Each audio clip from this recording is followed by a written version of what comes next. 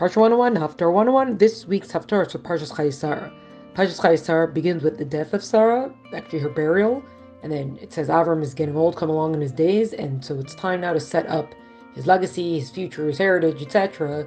Time to marry off Yitzchak, and then the rest of the Parsha mainly focuses on Eliezer taking the camels, going to find a wife.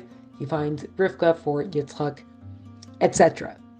So this week, Haftarah is taken from the book of Kings, first book of Kings. It's a story about King David. He's getting older and has come along in his years, and it's time to solidify what is going to happen to the kingdom after it.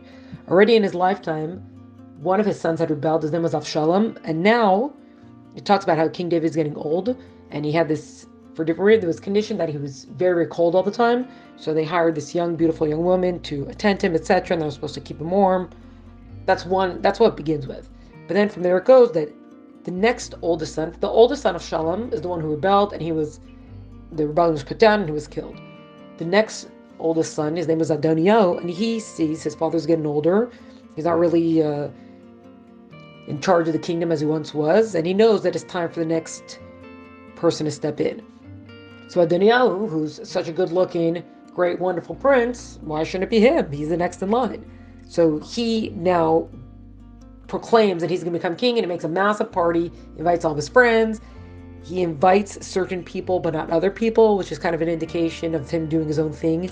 So for example, he invites King David's former celebrated general. His name was Yoav. Yoav is the one who had killed Avshalom, which King David didn't want that. So Yoav knew he was falling out of David's good graces, and he thought, maybe if I align with Adoniah, I won't be killed so quickly. And you also have someone whose name was Abiathar, who was the Kohen Gadol. He also, the prophecy was leaving him. He realized that his time as the high priest was kind of over. You have the next individuals who are going to fill in those spots, where it's going to be Tzadok the Kohen was going to become the next Kohen Gadol, and then you have Binyahu, who's going to become the next big general. So specifically, now at the end of David's life and going into King Solomon's reign, the reign of Shlomo Melech. But the general idea is that Adoniah is throwing this big party, and he's sacrificing these animals, and everybody's celebrating, etc. And the prophet Nathan goes to Bathsheba, and he says, King David doesn't know what's going on. You got to tell him, because we already have the promise that King Solomon is going to be king next. But if he doesn't solidify it now, who knows? The kingdom can fall into chaos. Who knows what's going to happen? So he tells Bathsheba, the prophet tells Bathsheba, go to King David, say, didn't you promise and swear that our son is going to be king next? And then I'll come in and I'll support and build on this also. We'll make sure that this happens. So this is what is done. Bathsheba goes to King David, and she says, Adoniah is going to crown himself. Didn't you swear that Shlomo was going to be king? And King David acknowledges this. He hadn't realized. He acknowledges this, that yes, he is going to be king. And then Nathan, Anavi comes in, the prophet comes in and says, didn't you say that, etc., etc. So yes, the Haftarah actually ends with just King David's promise that Shlomo is going to be king, but the verses that come next actually go about anointing him king even while King David's still alive, that they want to make sure that his position is set, so that there should be no question after King David passes away.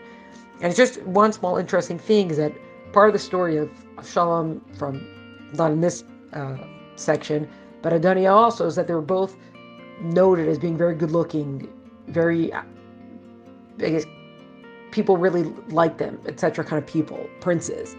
And part of it that's sort of a note is that they were never told off when they were kids. So whether or not it's because they were actually not well behaved or not, the general idea is that they're very spoiled and they're very good looking. I knew they were very good looking.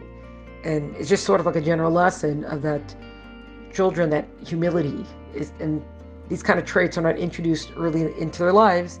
This is what could end up happening to them. So it's a little bit of a warning here about children, that yes, to be celebrated for all the good stuff, but to make sure not to toe that line, across the line to becoming spoiled to the point where it leads to these sort of behaviors that we see we're not what we're supposed to be.